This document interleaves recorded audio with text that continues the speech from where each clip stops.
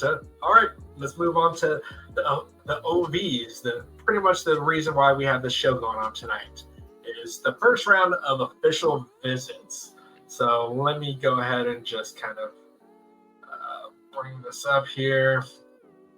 Got a little slideshow that I'm kind of proud of. So get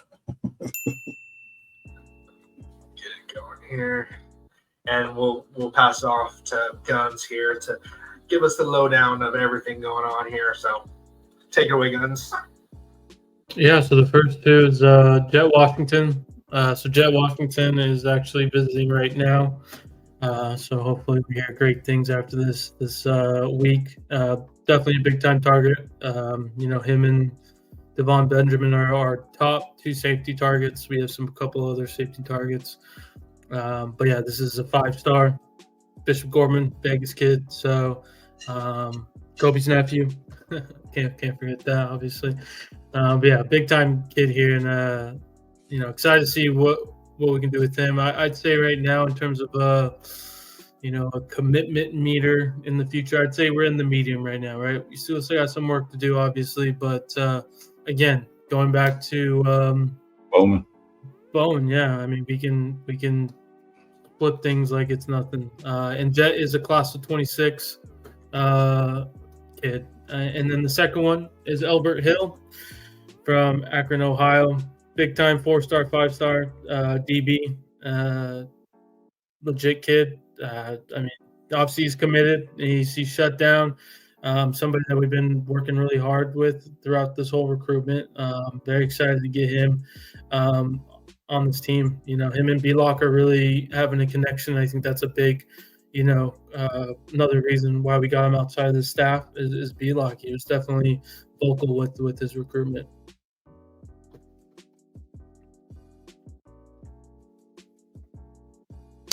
Yeah, so the next two here is Booby Feaster, other known as Ethan Feaster, if you want to use his real name, from out of DeSoto, Texas. He's not committed right now. He's got LSU, Bama, us, and Texas A&M. I'd say we're in that medium category as well right now. And we'll learn more about when we go over the recruiting updates. But he's definitely one of our options at the end of the day. Him and someone else, which we'll go over momentarily.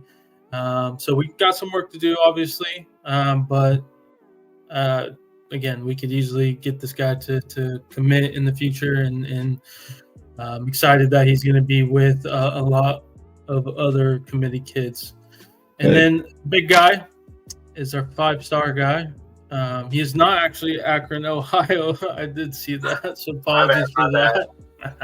But he's a Cali kid. He goes to IMG out in Florida as well. Kenye Pepe, big time kid. So excited for his commitment to somebody that honestly, if we didn't have Coach Dog, I don't know. I don't know, to be honest, where we'd be at right now. So somebody that can play right away if possible, if not, definitely that second year. But this is somebody that is going to produce once he gets on campus. I apologize. There might be another Archbishop Hova Akron title on here. So. California kid, Lucky Chang. He's a California kid. I don't care what high school he's going to right now. All right. Yeah, so the next one is Jalen Lott, another 4-star out of Texas. This is the other wide receiver option. So pretty much is down to Bobby Feaster and Jalen Lott. I would say Jalen Lott is in that high category in terms of a possible commit. This is somebody I think that could definitely happen. His sister is on the track team. So there's a connection there. Family, obviously likes USC. Not a crazy flight or whatnot. So definitely other schools, like a Texas, Oklahoma's and stuff like that. But I definitely think we're a front runner, one of the front runners in his recruitment. And then Samote committed. He's one of the early commits back in, I want to say, February, March. So excited to have him as a commit. Can't wait to have him on campus. He's actually working out right now at our camps. So that's pretty cool. He's getting some work in with Coach Nua, and it's somebody that is a game changer. So shout outs to Carson Palmer, by the way. Yeah. All right, this is the big time kid, Talanoa Illy. This is we're definitely in that high category. People definitely say we're the front runner. Give some credit to Raul down there. You definitely got to watch out for UCLA. There's some family ties, and we'll keep an eye on that. But he's pretty much ours to get. There's definitely some rumors out there that he's going to be signing his NIL deal this weekend. We'll see if that does come to fruition. He moved up his visit from the 17th to now, and it really sounds like he's going to be like shutting down other OVs after this week. So definitely, again, it's like a USC-UCLA battle due to that situation. So, even though it does say Hawaii, he's a Cali kid at heart for us. So we will factor him into that percentage if anyone was curious. Yeah, because he did go to Orange Lutheran. Yes, Orange Lutheran. Yep. He's a Cali kid with Hawaiian ties because of his dad and family, exactly. but he's a California kid.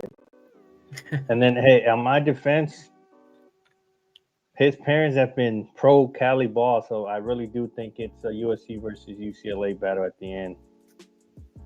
They're just being nice. Yeah, and I'll give him that then. He's just being nice to his family. Definitely.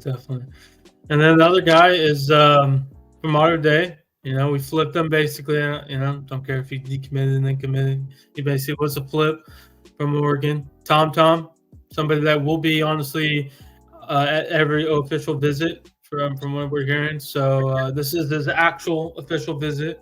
And so excited to have him part of the crew.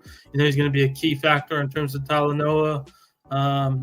And he's a key factor with, I'd say Bowman probably was a reason as well. Just he's everyone loves him in terms of, every Cali recruit and whatnot. So excited to have him on.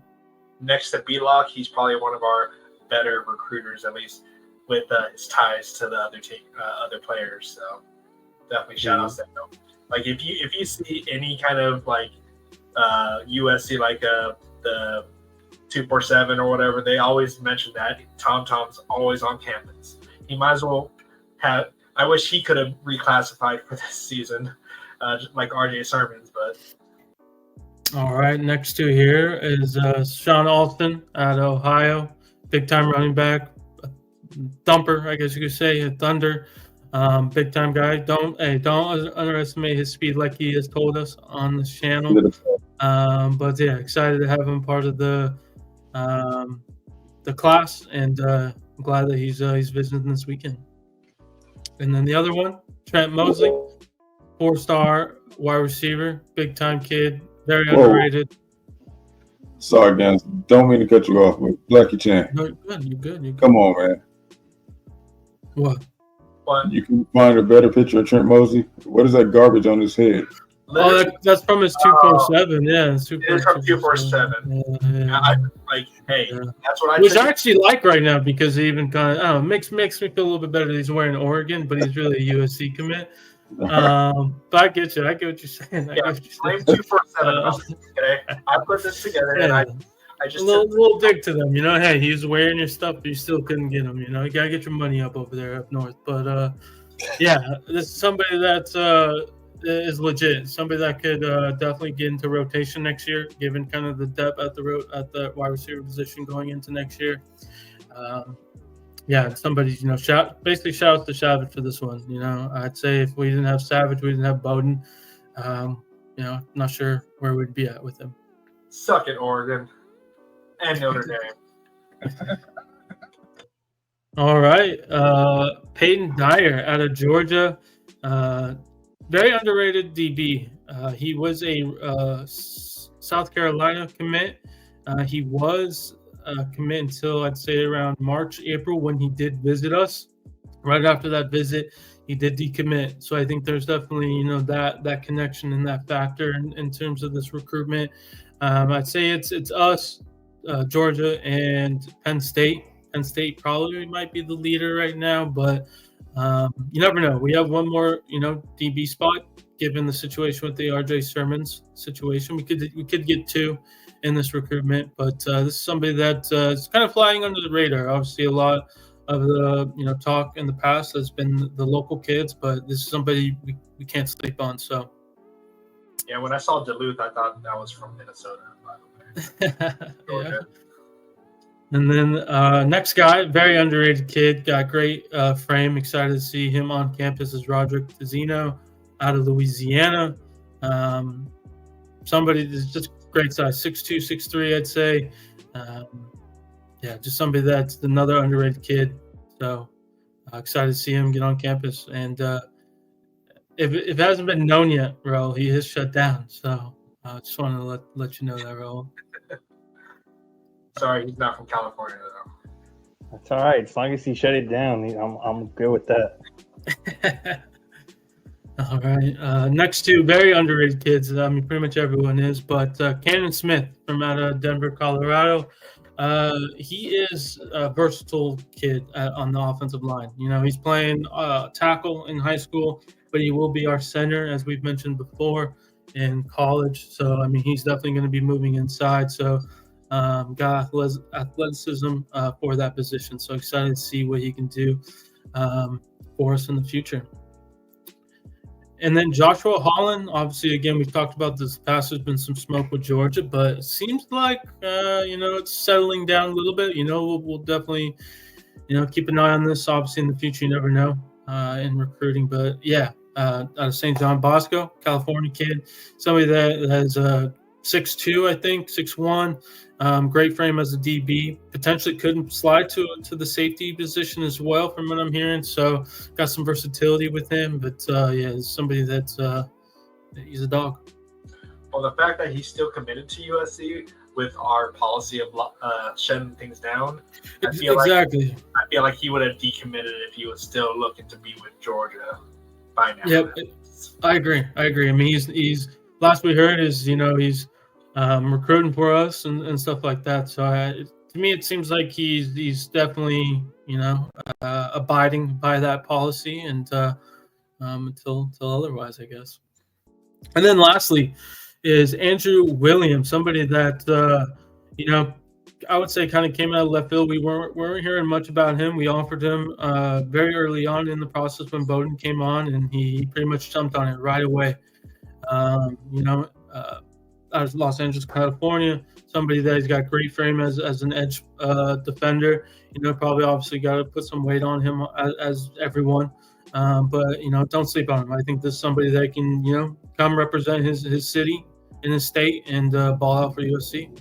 Yeah, I'm definitely glad we're getting these kids that are from schools that are not like super well known, but definitely still have the players to be able to compete at the high level. It's just you got to find them. You can't just like narrow it down to the schools that everyone talks about. You got to go out there and find those diamonds and, from other schools. And I think he has a chance that he could really shock people. And people are going like, oh, how did USC find this guy? It's just like you just got to look. Absolutely. I mean, just like Chase Dennis, right? Right. Another somebody that kind of came out of left field. Obviously, he's not on this weekend, but I'd say he's in the category like Andrew Williams, where we just somebody that's going to represent for his city and great frame, great size. So can't sleep on any of these kids, regardless of the ranking that these sites give them. So yeah, I would say he's becoming a fan favorite, at least from like the online community for USC. Like people are talking about him, and like Scott Schrader and 247 for USC is constantly like tweeting out like videos of him doing good at camps. At least for Chase, I'm not Andrew. Chase is, and I'm sure if Andrew were to be going to these camps, I'm sure we would see a lot of clips from him too. Absolutely. He's definitely got to be a sleeper, because the reason why a lot of inner city schools, you don't hear a lot about those kids anymore, is because of these private schools are plugging them away. And so it's great to see an inner city kid get an offer from a D1 school, especially at USC. So super excited for him, be rooting for him. Yeah, this is the type of kid that you would probably see going to like Boise State and probably end up doing really well there. Right. And then he goes into the transfer portal because the stock has risen. But it's just he'll probably always be that good. It's just like you got to give him a chance because he's not going to the high profile schools doesn't mean he's not going to be a great player. So I'm glad we were able to pick him up. Absolutely. So I just have a question for you guys. Out of the four, so the four non-commits again, Jalen Lott, Bobby Feaster, Talanoa, well, I don't even know it's pretty much all the smoke there, and then Peyton Dyer. Which I will include Talanoa, but who do you think is going to commit out of those four? Oh, Jet as well. Sorry, Jet Washington. That's cheating. That's cheating. I was gonna say Talanoa, according to what everybody's saying, he should be a USC commit. So you could how many? Adam in them. Aside from him, 5 uncommits right now. So where do you guys put the number? Where do you guys put this number at? Over 2 or under 2? Okay. Or I guess I'll put it at 1.5. 1.5. Under 1.5 or over 1. Under or over 1.5 in terms of commitments from this week. I'd say over 2. I'm gonna say over 2. I want to play it safe. I want to say we're going to get one. Of course, Talanoa. That's the only one that I'm like the most comfortable with, and maybe Jalen, since from what we're hearing, but it could easily be Jet. Who knows? But we'll see. But I want to play it safe. I'm gonna say 2.5. I think we'll get 2. So who do you think then?